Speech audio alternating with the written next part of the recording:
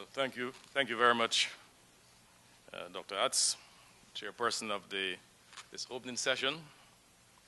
Professor Clement Sankat, Pro Vice Chancellor and Principal of the St. Augustine campus of the University of the West Indies. Dr. Hamid Ghani, Dean of the Faculty of Social Sciences. Mr. Martin Franklin, Head of the Department of Economics. Colleague economists all. UWI students of today and the future. Ladies and gentlemen, it is a privilege and a pleasure for me to be part of this conference on the economy. It is a special pleasure to be in this particular auditorium because I had a small part in arranging the funding for its construction and ensuring that it was constructed. And the story to that, why I mentioned it at all, is that the Inter-American Development Bank had agreed to finance an expansion program for science and technology for the University of the West Indies.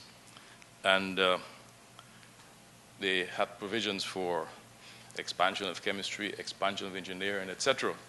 And I managed to convince them that this general purpose auditorium was an essential part of an expansion program for science and technology.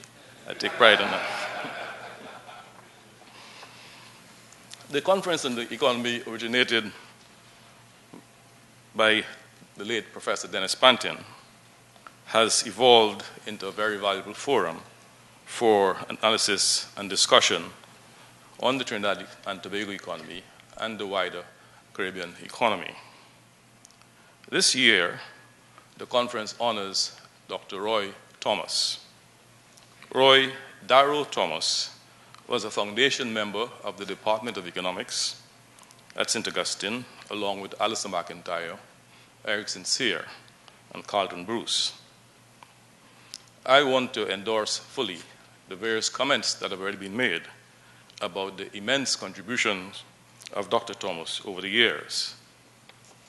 Although his professional work dealt with many areas of economics, Dr. Thomas specialized in labor economics, introducing the field to the UWI curriculum, and through research and public engagement, deepened our understanding of labor and labor market issues in the Caribbean. One of his major published works is The Development of Labor Law in Trinidad and Tobago, which covered the 1937 to 1972 period and remains a valuable reference. His most recent publication, to my best knowledge, would be his essay entitled The Labor Market and Human Resource Development in Caribbean Countries, in a book on growth and development strategies to be published by the Caribbean Development Bank in December of this year. Roy Thomas is evidently evergreen. I will have occasion to refer to some of the points he made in the latter essay during the course of my address. The theme of the conference is economic policy formation and program implementation in the context of Caribbean reality.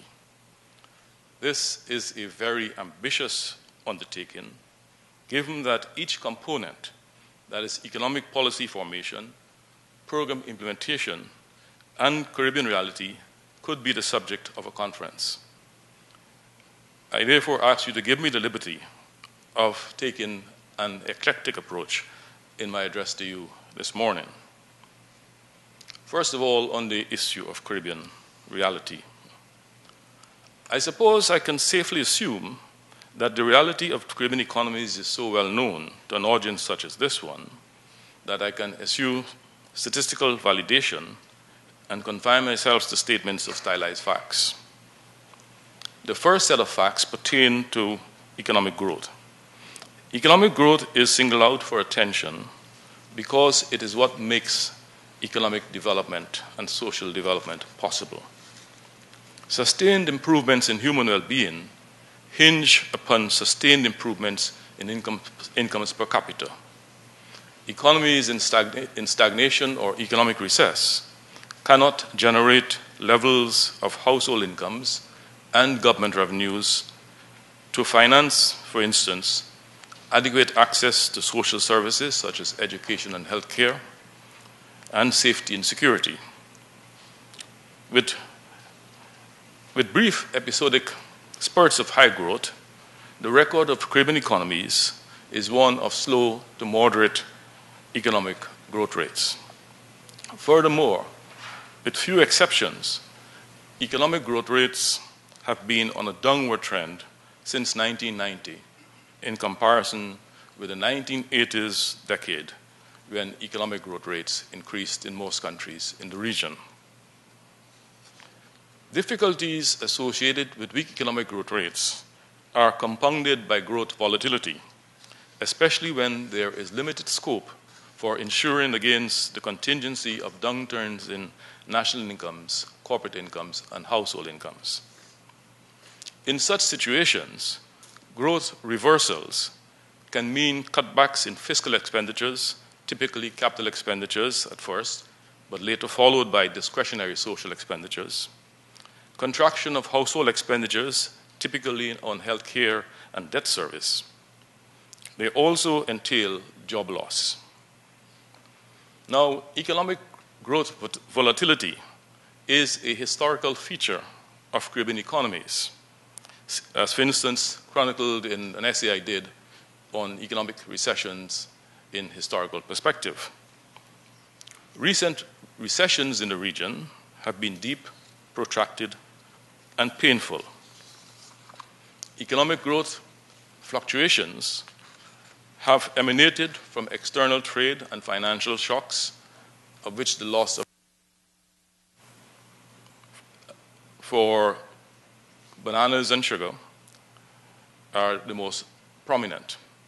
They have also emanated from the global trends in energy prices in the 1970s and the 1980s, up and down. Emanated from foreign debt explosion in the 1970s and foreign debt collapse in the 1980s. And, of course, from the current global economic and financial crisis. Volatility has also been the consequence of natural hazard events, notably hurricanes and less intense windstorms, but also earthquakes and volcanic eruptions, all of which in small islands tend to be nationwide in their impact. Estimates of the economic effects of natural hazard events in the Caribbean can be found in several works of Dr. Marley Natt's of Economics. Economic policy errors are also a source of economic volatility, less in terms of surges in growth rates than in terms of contractions of economic growth. A few countries have paid dearly for errors in political about domestic and foreign relations scope for some economic. We seem to be having a problem with the microphone. Let me see if I can remember how to speak really loudly. Let me touch on unemployment and productivity that were of concern to Roy Thomas. Recent publication drew attention to the enduring problem of high unemployment rates in the Caribbean, noting that even in those countries per capita incomes or stronger recent economic growth, unemployment rates, to quote him, have been consistently high, even comparable with very poor countries. Thomas is of the opinion that a central goal of Caribbean regional development has to be full employment of the human resources of the region.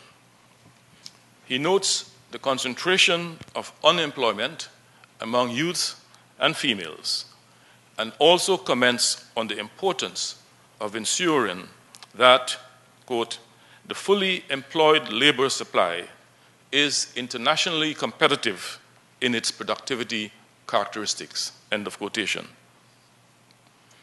It is clear that at current economic growth rates and with existing production technologies, full employment is not within the reach of the Caribbean countries, despite fairly sizable continuous emigration of both highly educated persons and those with less education and training. In the design of policies for full employment, the economic authorities, the policymakers, should realistically acknowledge the labor-saving bias in advanced technologies and place emphasis on the growth in employment that might be induced through their positive effects on economic growth. This point is particularly important because while labor-intensive technologies might be sufficient for non-tradable goods and services, they will not suffice for tradable goods and services, which are a major dynamic for growth in Caribbean economies. Low productivity is a widespread problem in the Caribbean. The World Bank, in its publication, A Time to Choose, shows sharp declines in productivity between 1980 and 1990, while the work of Andrew Dungs and another economist, Blavey, shows that downward trends persist into the following decade, that is the decade of the current decade.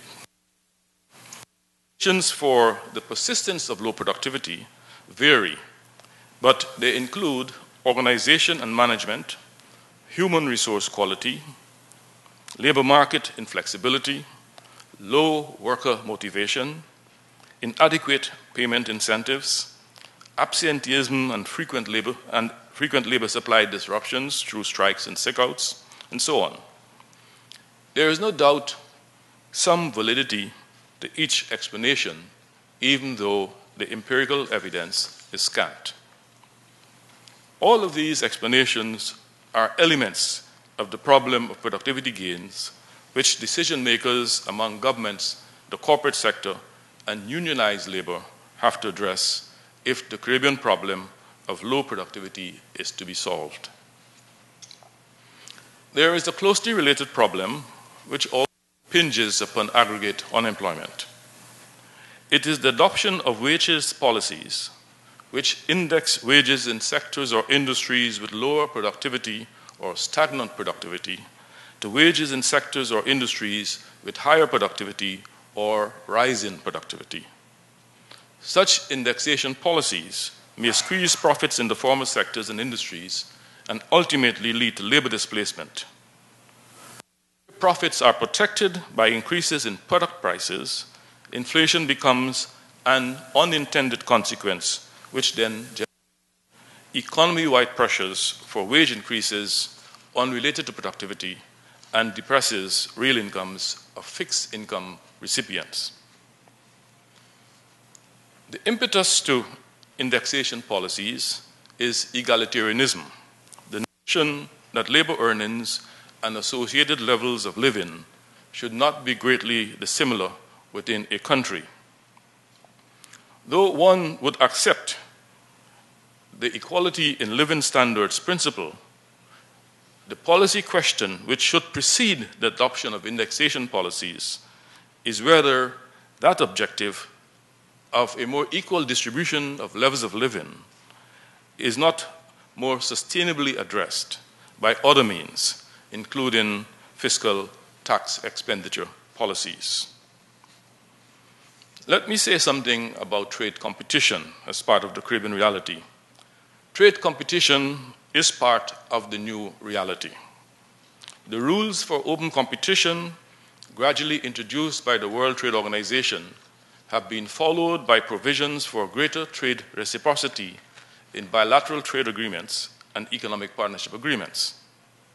The likely consequence is that Caribbean markets are more open to imports and that Caribbean exports face competition in foreign markets.